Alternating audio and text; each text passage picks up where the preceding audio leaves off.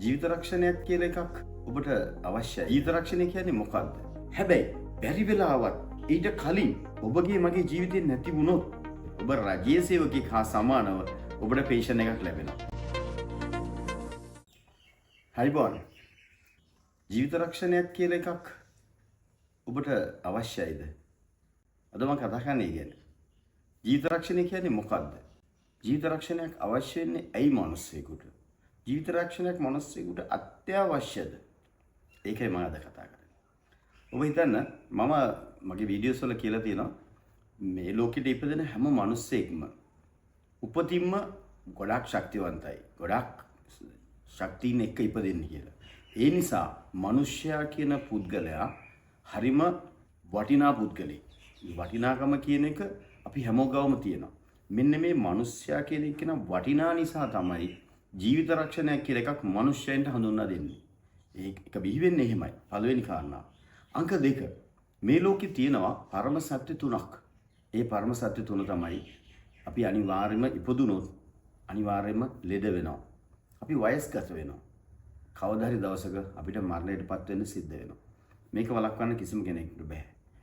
කවුරු හරි කෙනෙක් මේ සත්‍ය තුනට ඇතුලේ නැත්තම් ඒ කෙනාට ජීවිත රක්ෂණයක් අවශ්‍ය වෙන්නේ නැහැ. හැබැයි හැම මිනිස්සෙකුටම ජීවිත රක්ෂණය අවශ්‍ය වෙන්නේ මේ සත්‍ය තුන ඇතුලේ අපි හැමෝම ඉන්න නිසා.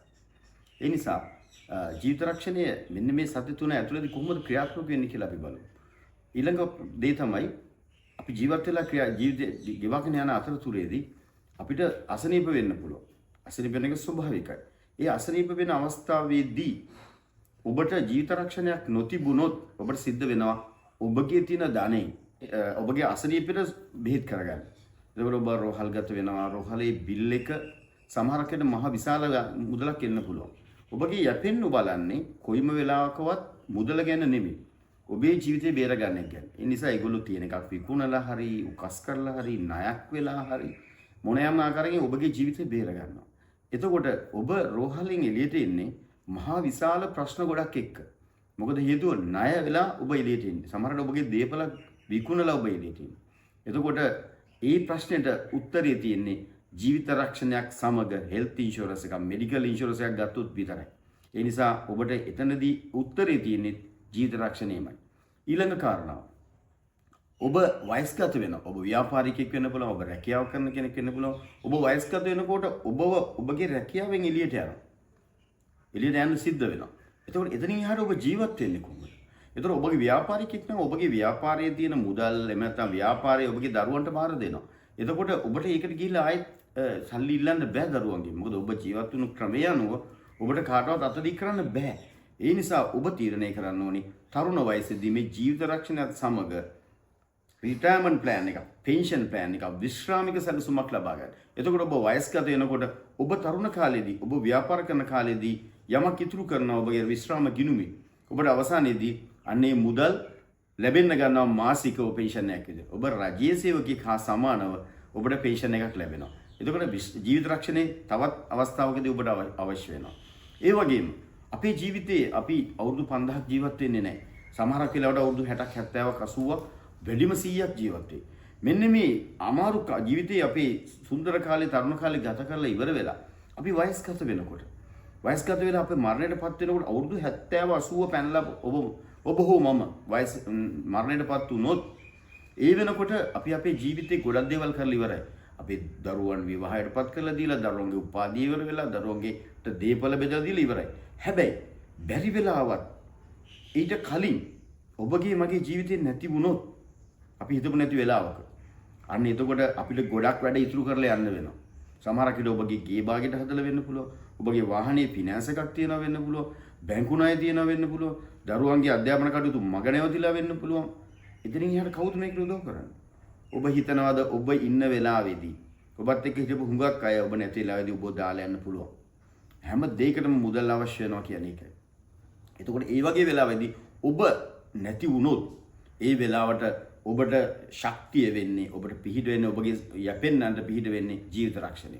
ඒ නිසා ඔබ හරියම ජීවිත රක්ෂණයක් දාලා තිබුණොත් ඔබගේ වටිනාකම එහෙම නැත්නම් ඔබ මෙතෙක් හම්බ කරපු මුදල උපයපු ධනය හා සමානව එතනින් ඉස්සරහට ඔබ උපයන්නට බලාපොරොත්තු වෙන හිටපු ධනය එකවර ඔබට ඔබගේ යැපෙන්නන්ට ලැබෙනවා. ඒගොල්ලන්ට පුළුවන් ඒකෙන් ජීවත් වෙන්න. එහෙම නැත්නම් ඔබ කරගෙන ගිය කටයුතු ඉදිරියට කරගෙන යන්න. ඒ නිසා අපි හුඟක් වෙලාවට යමක් සිද්ධ වුණාන් පස්සේ තමයි හිතන්නේ අයියෝ මට ඉන්ෂුරන්ස් එකක්වත් තිබුණා නම් කියලා. මට එහෙම අවස්ථාවල් මගේ මේ අවුරුදු 30ක කාලය තුල ඕන තරම් උද්ගත වෙලා තියෙනවා, දැකලා තියෙනවා, මිනිස්සු කියනවා. අපරාධي මට ජීවිත රක්ෂණය දාගන්න තිබුණා නම් මේ ලාවේ මාර වටිනවා කියලා. ඒ නිසා මම ඔබට කියන්නේ තමන්ගේ ජීවිතේ හුඟක් වටිනවා. ඔබ වටිනා පුද්ගලයෙක්. ඒ නිසා ඔබගේ වටිනාකමක් ලබා දෙන්න. ඒකට ඔබට කියන හොඳම දේ තමයි ජීවිත රක්ෂණයක් ලබා ගැනීම. ඒ නිසා ජීවිත රක්ෂණයකට යොමු වෙන්න. මොකද හේතුව ඒක කරන්න ඕනේ ඔබගේ වටිනාකමේ ප්‍රමාණය හැටියට. දැන් මිනිස්සු කියනවා මිනිස්සුගේ ජීවිතේ වටිනාකමක් ගණනය කරන්න බෑ කියලා. මම කියනවා වටිනාකමක් ගණනය කරන්න පුළුවන්. මොකද ඔබ උපයන මුදල අනුව තමයි ඔබගේ වටිනාකම තීරණය වෙන්නේ. අපි හිතමු උදාහරණයක් විදිහට ඔබ මාසිකට රුපියල් ලක්ෂයක් හම්බ කරන පුද්ගලයෙක් නම් ඔබ අවුරුදු 60ක් වෙනකන් හම්බ කරනවා නම් ඔබ දැන් ඉන්නේ අවුරුදු 40 නම් ඔබ අවුරුදු 20ක් තව ජීවත් වෙනවා.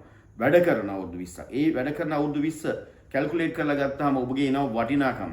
අන්නේ වටිනාකමට ඔබට ජීවිත රක්ෂණයක් ලබා ගන්න පුළුවන්.